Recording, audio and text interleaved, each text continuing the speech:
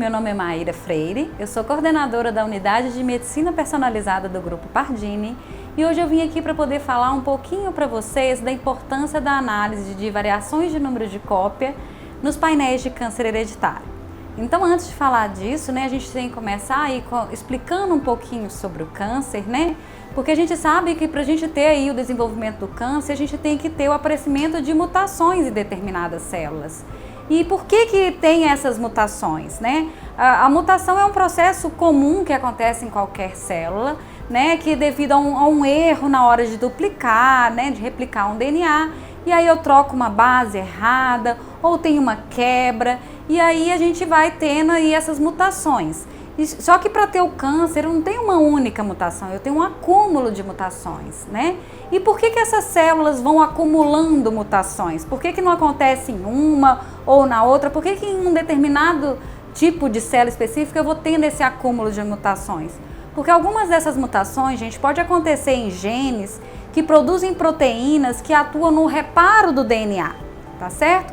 Então, se eu tenho um gene que ele deveria, vamos falar assim, reparar essas mutações que acontecem no DNA, e agora ele não consegue mais fazer essa função dessa mesma forma, eu começo a acumular as mutações. E aí sim, eu tenho um risco aumentado para o desenvolvimento do câncer, correto?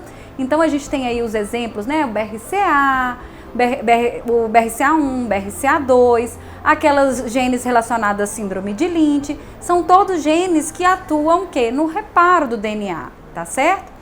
Só que essas mutações, gente, na maioria das vezes, são mutações que acontecem devido a fatores ambientais. E apenas cerca de 10, 20%, dependendo do tipo de câncer, é que essas mutações foram herdadas ou do lado materno ou do lado paterno. Então, quando a pessoa herda isso daí da família, essa mutação da família, então ela já vem com essa propensão ao câncer, desde que ela nasceu. Por quê? É a proteína que faz esse reparo, ela já vem, com ineficiente, já não vem tendo a mesma função desde quando a pessoa nasceu. Então, ela vai acumulando essas mutações.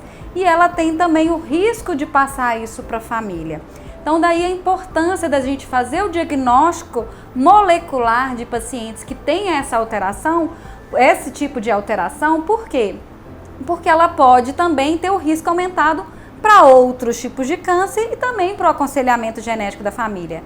Entre as mutações que são normalmente identificadas nesses pacientes, as que mais se destacam são as mutações de ponto, que são quais? São aquelas pequenas trocas de base de uma ou poucas bases, ou até mesmo pequenas deleções ou inserção de 5, 10 bases.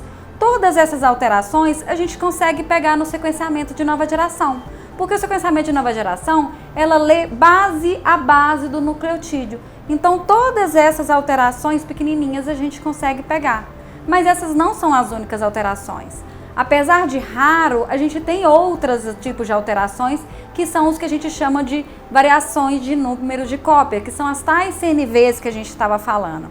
E o que são essas CNVs? Essas CNVs são alterações maiores, onde eu deleto ou faço inserção ou duplico regiões maiores dentro desse gene. Então, eu duplico um exon inteiro ou deleto um exon inteiro ou até vários exons. Então, são alterações maiores que o sequenciamento de nova geração, até pelo tamanho de sequência que ele gera, não consegue pegar. Então, geralmente, para isso, a gente usa a técnica de MLPA.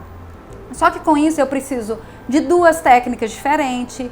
Se o paciente for seguir aí todo o passo a passo necessário, ele tem que fazer normalmente 2 pedidos diferentes, O médico tem que fazer 2 pedidos diferentes para esse paciente, tornando aí um diagnóstico mais moroso, mais caro. E nesse sentido, a gente vem investindo muito no desenvolvimento de ferramentas de bioinformática para conseguir, a partir do sequenciamento de nova geração, conseguir fazer a análise dessas variantes de números de cópia. E como é que a gente consegue fazer isso? Toda vez que a gente faz o sequenciamento de nova geração, a gente produz várias reads, várias sequências na mesma região e também cobrindo toda a região de interesse. Então a gente consegue pegar e avaliar o que a gente chama de profundidade, que é essas sequências geradas, e ver qual que é a profundidade média daquele paciente e também comparando daquela região com outros pacientes. E com isso a gente vê se tem algum viés tanto para mais quanto para menos e aí fazer a inferência de ter deleções ou duplicações. É lógico que essa é uma forma só simplista de explicar, né? Tem várias ferramentas aí para poder fazer esse cálculo. Então, dessa forma, a gente consegue que em um único teste a gente consiga avaliar todas as principais alterações relacionadas ao câncer hereditário. Então, a gente consegue tornar o diagnóstico muito mais rápido, muito mais preciso e com menor custo para o paciente. Então, exatamente por causa disso, a gente traz aqui alguns exemplos para vocês de painéis que a gente tem, tanto painéis para câncer de mama e ovário, síndrome de Lynch, colo retal, próstata, todos esses são painéis de NGS com análise de CNV. Muito obrigada!